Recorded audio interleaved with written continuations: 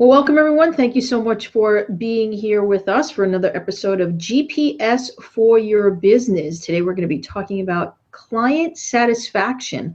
I'm Dr. Randi Ross, and along with your coach for today's episode, Mike Nannini. Let me tell you a little bit about Mike in case you don't know him. Mike is an award-winning certified business coach. He is the owner of Focal Point Business Performance of Central New Jersey. He brings over 2 decades of executive management experience to the table.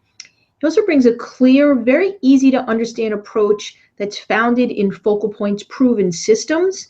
And Mike believes very strongly that systems run businesses and people run those systems. Well, without any further ado, let's bring on your coach for today's episode, Mike Nannini. Hey, Mike.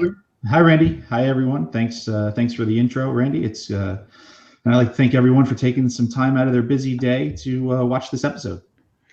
All right. Well, today we're going to talk about, and I actually think this one's my favorite, client satisfaction, because this is where, if you're doing a great job, people will let you know either by telling you or by referring to you or by frequenting you or whatever it might be. But it's the one, the true one that takes the temperature, so to speak. So explain to me what client satisfaction is. Well, client satisfaction is exactly that. How satisfied are your clients doing business with you? There's an old adage that people vote with their feet, meaning they will either walk into your store or your business and transact with you, or they won't. And how satisfied they are will directly tie back to how frequently and for how long they do business with you. Yeah, and I know you once shared a statement with me that I actually wrote down because I really loved it. I thought it was a great one that I'd probably use again at some point, where you said sales revenue is the engine that drives your business and client satisfaction is the fuel. I think that's just, such a great line and really kind of a visual that makes sense to anyone that's watching this. Yeah, client satisfaction is one of those things, Randy, that when you talk to small business owners, they know that it's important, but they don't really know how to measure it. But they just know that it's something that, they should be paying attention to it. So, sometimes folks will ask, well, why a whole hour and a half or why spend so much time just on client satisfaction? And it's very, very simple. What it comes down to is what's easier. Is it easier to find a new client or keep an existing one? That's absolutely true. And something else that I think is important, I think anyone that's in business, and it doesn't matter what business you're in and whether you're watching this in business or company applies to you or practice, or you have clients, customers, or patients, it all ties in here. So you're in the right place, rest assured. We've always heard the adage forever, the customer is always right. So talk about that a little bit when it comes to addressing this aspect of, client satisfaction. Yeah, it's an interesting question. And, it's one of those things that may very well have changed over recent years. The reality is clients have become more and more demanding. They expect more today than they ever have before. So that being said, in my opinion, they aren't always right. Look, the reality is you will never make everyone happy. It's just not possible. They say you can make some of the people happy all the time. You can make all the people happy some of the time, but you can't make all the people happy all the time. And that applies to all of our businesses as well. What's important is that you understand the things that clients like and don't like about your business and doing business with you.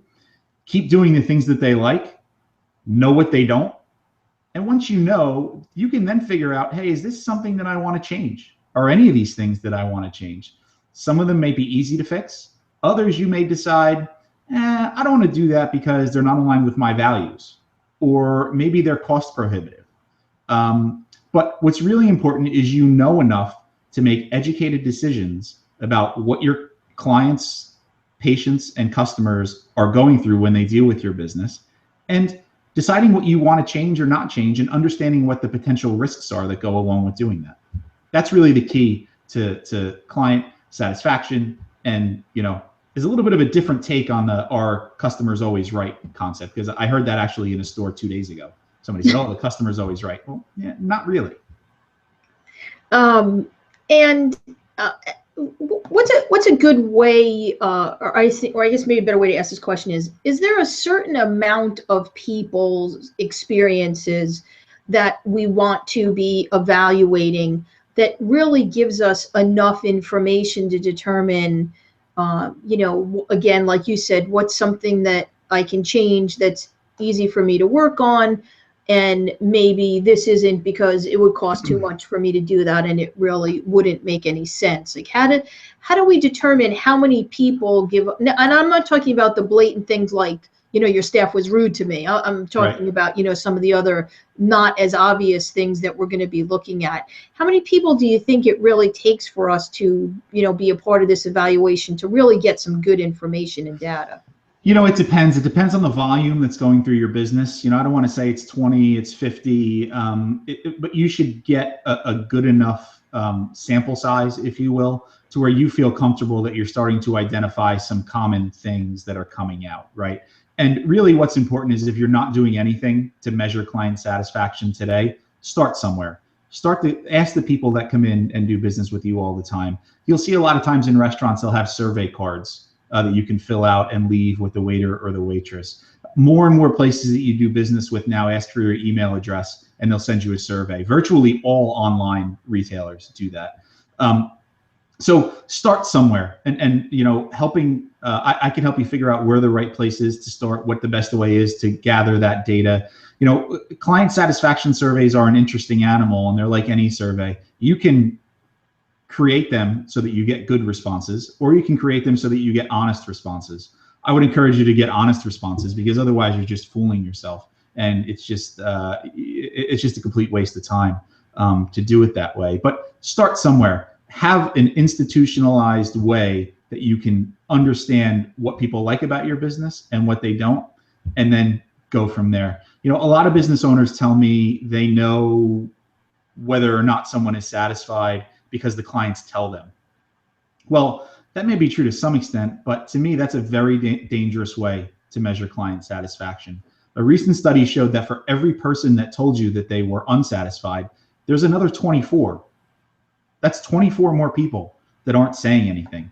So if you had 4 people, one person a week, come up to you last month and tell you that they had some sort of a problem, guess what? There's another 100 that had a problem as well. Some of them may be the same problem. Some of them may be different problems. But without capturing it and understanding it fully and making those decisions about, is this an investment I want to make? Is this a change I want to make? Is this aligned with what it is I'm trying to accomplish in my business? You really have no idea, and you're just guessing. Something else that I think is kind of important, Mike, and I don't know, a lot of people would probably be uncomfortable admitting this, but do you often work with people that you find almost have trouble accepting this information when it comes honestly? You feel like your business is like your kid, and it's very personal, and you're very attached, and you feel, instead of someone sharing what I guess maybe the word would be constructive criticism, you feel criticized and go on the defensive. When you're working with someone, like, how do you teach them, to be a little bit bulletproof or thick-skinned, or not take it personal? This is a way that you can improve yourself and the quality of your service. Yeah, and I think it's just that you have to be willing to engage in the process of doing something like this and have an open mind about, I have to improve my business in some way. We can all think that everything is wonderful, but the reality is that it's not. And no matter how much time you spend in your business, pushing the buttons, running it on a day-to-day basis, in fact, the more time you spend doing that, it's likely the less aware you are of what's going on around you. Do you ever go into a business, a very, very busy place, and see the owner just standing in the background, just watching everything? How often do you do that? That's a great way to understand exactly what your client experience is, which is different than your client, patient, customer satisfaction. But really, the satisfaction is what validates your client experience. So 2 very different things, but both of them are important nonetheless. And look, the key to anything, changing anything, improving anything, is you have to be willing and open-minded enough to go ahead and try some new things. And what do you when it comes to people that have teams and staff, what are the different ways that you suggest someone evaluates the experience just for your staff or your team members? Is it different, or is that just part of the overall experience that a client or a customer is having? Do you mean the experience of your employees as employees of your company, or the experience that your No, employees are delivering to your clients? yeah, what they're delivering to your clients. Yeah, it's the same thing, and it gets into how you're capturing it. And look, I said start somewhere. So if you're not doing anything for client satisfaction today, then just go out and ask people that you do business with. Hey, how's it going? How do you feel about, when you interact with me, and what are the things that I like to use start, stop, continue. What are the things that I should start doing that I'm not doing today? What are the things that I'm doing that you would suggest that I stop doing, that you don't like? And then what are the things that I'm doing that you think that I should continue doing that are really resonating well with you? So that start, stop, continue is a very easy way to have a conversation with someone. But again, don't stack the deck in your favor. Don't go to the people that come to your business every day and that are your neighbors and that you're friends with and ask them, because again, you're just going to be fooling yourself. If you don't want the good, honest feedback to understand the opportunities, then it's probably best that you focus your time doing something else. But if you go out, you just start to ask people and go from there, what you'll get is feedback on your team. And you can even pose it if you have employees. Hey, what do you start, stop, and continue with me? Start, stop, and continue. How do you feel about the folks on my team? When you walk in, how you're greeted, how quickly they react to your needs. When you leave, what are they saying? That's the best way to do it. Well, and I think, and you can correct me if I'm wrong, Mike, some of this comes with maturity in your business too. Often when someone's new or they're a little bit younger, this is a little more difficult. I mean, I always say when I was first in practice, the way I approach things like we're talking about, I would have been very uncomfortable asking someone what their experience was, because I didn't have the confidence I needed. But as I got older, I mean, I would walk outside as a new patient was leaving just to kind of walk them out, even, outside the front door, and say, hey, do you mind if I take a minute to ask you a question as you leave?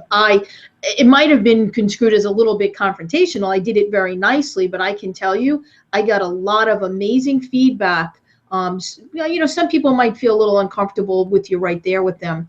But, we corrected things right as they happen, and it really allowed us to be very successful. And I think people appreciate that you care what their experience is. So if you can talk about that some people think that, people don't want to take the time, or they feel it's intrusive or something like that. But I think more people would be happy that you care about what their experience is. Yeah, absolutely. And look, the reality is the best way to do this is to capture the information anonymously. And that may or may not be possible for some of us based on the type of business that we have and the type of interactions that we have with clients. But again, it gets back to starting somewhere. And Randy, to your point, confidence is key. And just sort of extending that olive branch to the people that do business with you and saying, hey, how do you feel about the experience that we're delivering? Is it working for you? What are the types of things that we can do to improve it? Those types of conversations go a long way. And I would also flip a little bit of what you said about when you start early. If you have issues in your client experience, or you have things in your business that can be improved, I would argue that the sooner you know about them, the better. So try to find it inside of you to get over that confidence hump, and just start to ask people, regardless of the maturity level and the length of business and how successful you are.